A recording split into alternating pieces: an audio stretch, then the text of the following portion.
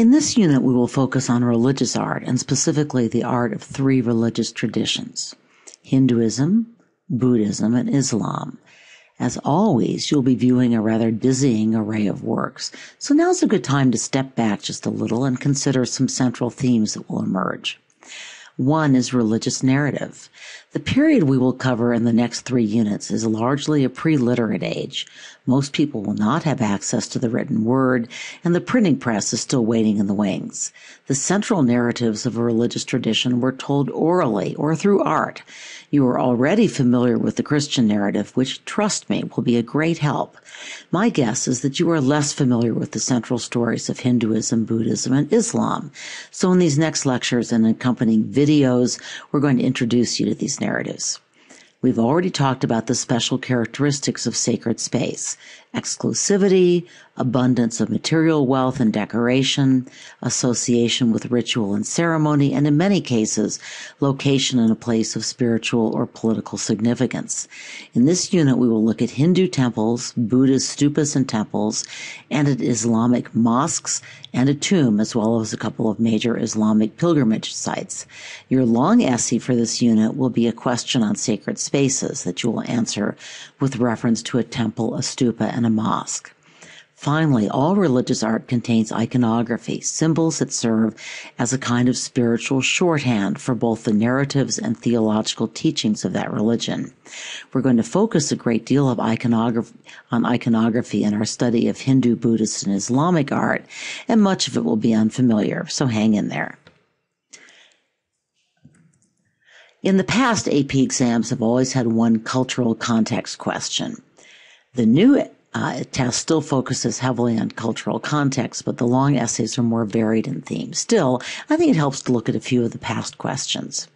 So here's a pretty typical example. Islam, as we'll learn, generally rejects the use of religious images, but the images of gods are ubiquitous in Hindu art, and images of the Buddha and various attendants appear after the first centuries of Buddhism.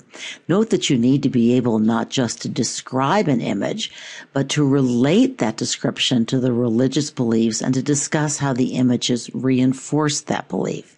In other words, you need to look at content, function, and form in the specific context of each religion.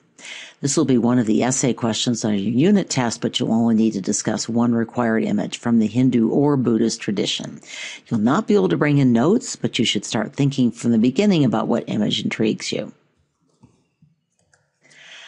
You will also write a long essay for this unit, this time with pen and paper in class. For this essay, you will be able to use handwritten notes, but not your computers. This is the question you will be answering for this unit, again with reference to a specific Hindu temple and a Buddhist stupa, as well as one of the mosques on the College Board list of required works. Here again, it's very important that you discuss the religious tradition as well as the work of art. This question is not as obviously religious, but as you'll see, the highly stylized figure of the Buddha and of Hindu gods could provide strong examples for a description of the human body.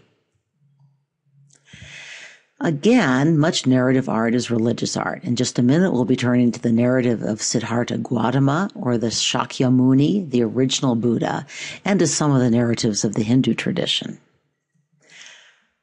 Almost all of the major Buddhist and Hindu sites are also pilgrimage sites. The same is true for the Islamic Kaaba and the Dome of the Rock, which are not mosques. How does the art and architecture of the sacred spaces reinforce the experience of pilgrims? Something else to think about. Well, now that I've made this unit sound alarming, I'll move on to Hinduism and Buddhism, and I hope allay some of your concerns.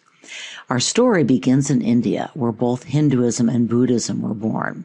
In the past, we have just taught Buddhist art, so I've had to give some thought to how to work in Hinduism. Initially, I planned to introduce Hinduism, explore Hindu art, and then move on to Buddhism. But the more I looked at it and the more I thought about how Buddhism grew out of, and really more accurately in reaction to Hinduism, and at how Hinduism evolved significantly after Buddhism swept through India, partly in response to the challenge this new religion posed, I decided we should really look at the religions together. So I'm going to rely very heavily on videos, a nice break from the disembodied voice. I realize you don't have a specific place in your workbook for background on the religions. I will fix that next year, but that doesn't do you any good. So for now, I recommend you start on the title page of the unit and then take further notes on the Buddha's life in the page about the Bamiyan Buddha. Either the Lakshmana temple or the bronze image of Shiva would be a good place to take notes about Hinduism. Religion in India prior to the arrival of Buddhism and later Islam was dominated by the Brahmin or priestly caste. Indian society, and it was and in many ways still is, divided into rigidly hierarchical castes with the Brahmins on top. Religious practice consisted largely of elaborate rituals involving the recital of the Vedas, the earliest Hindu sacred scriptures. Only Brahmins could perform these rituals, and much of Buddhism's original appeal was its access to spiritual wisdom that it granted to non-Brahmins. By the way, this photo of Vedic rituals was taken in 2011. This is not a tradition that has disappeared. But Indian Buddhists accepted and indeed built on two other important elements of Hindu thought. In the West, we usually refer to samsara as reincarnation, the belief that how justly or unjustly one behaved in previous lives, that is, one's karma, determines status in this life. Well, in the West, we tend to view reincarnation rather romantically, or at least favorably. My husband's Aunt Peggy once told me that even though she was a lifelong Methodist, she'd really like to believe in reincarnation, so that she had some hope of coming back to Earth as the most pampered being she knew of, a McConnell dog. She has a point. So let's turn to the first clip of a video about Hinduism, which describes some of these concepts in more detail. With that introduction, we're now going to switch over to Buddhism, and more specifically, the life of its founder, Siddhartha Gautama. A great deal of Buddhist art and iconography deals with this spiritual biography, often rather embellished. Remember some of these details, and you'll have a lot of specific information to stick into an essay about a Buddhist work. After his long journey to enlightenment, Siddhartha Gautama gathered a group of followers and began to teach. This painting captures his first famous sermon at Sarnath, the Deer Park sermon. Just as a hint of things to come, on the left we see a Buddhist stupa, and on the right a Hindu temple. In his first sermon, Buddha laid out the Four Noble Truths and the Eightfold Path to Nirvana. Remember, this is all about escaping the cycle of life. To do this, Buddhists recognize that life already brings suffering, that this suffering is produced by desire, that they should strive to escape this dependence on desire by following a path toward wisdom. You do not need to memorize the Four Noble Truths or the Eightfold Path, but you should have a general idea of these teachings. I might sum them up this way: by what the Buddhists call mindfulness, or suppressing desire, controlling thoughts, and exploring truth through meditation, and by the practice of nonviolence and good works. So this last little story in many ways illustrates these principles. Now that you know how the Buddha died, how does the manner of his death reflect the Four Noble Truths and the Eightfold Path? Well, he didn't let the desire for life influence him, and that's a pretty darn strong desire.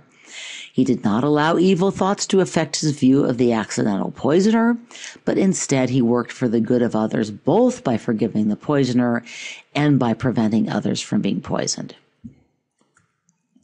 Before we head back to Hinduism, let me make some brief comments about worldwide religious and philosophical movements at what is sometimes called the axis or turning point of what we now call the Common Era.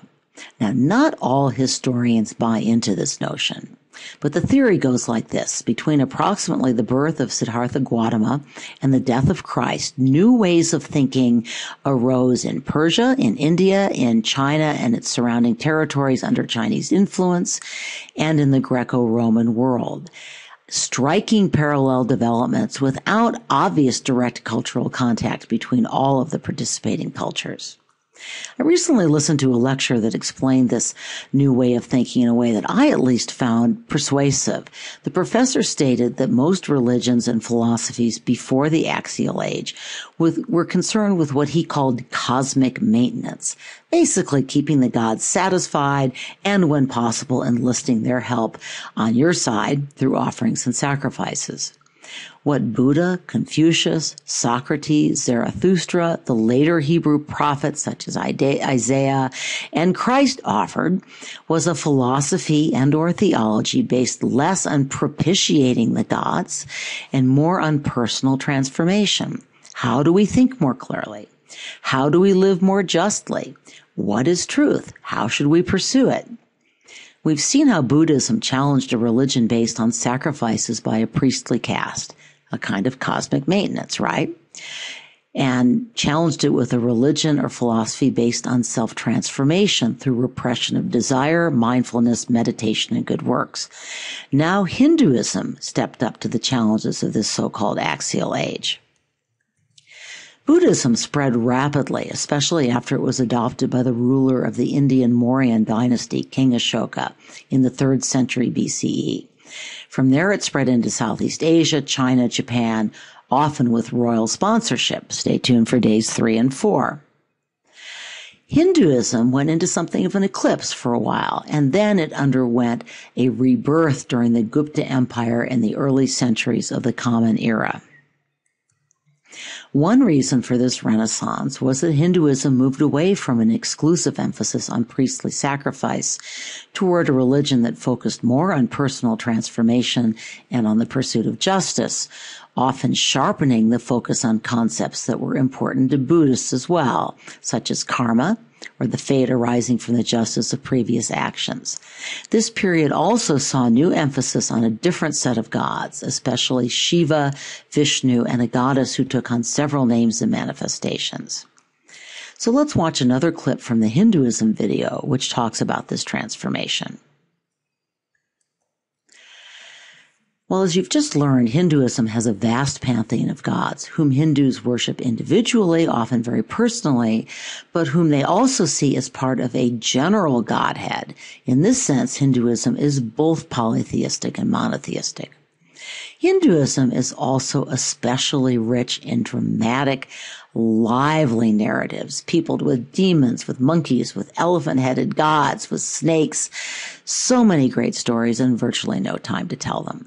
But to try to give you some idea of this colorful and complex world, and to introduce one of our required works, Shiva, Lord of the Dance, I'm going to close, or this may turn out to be opening next class, with an excerpt from a children's cartoon introduction to Shiva.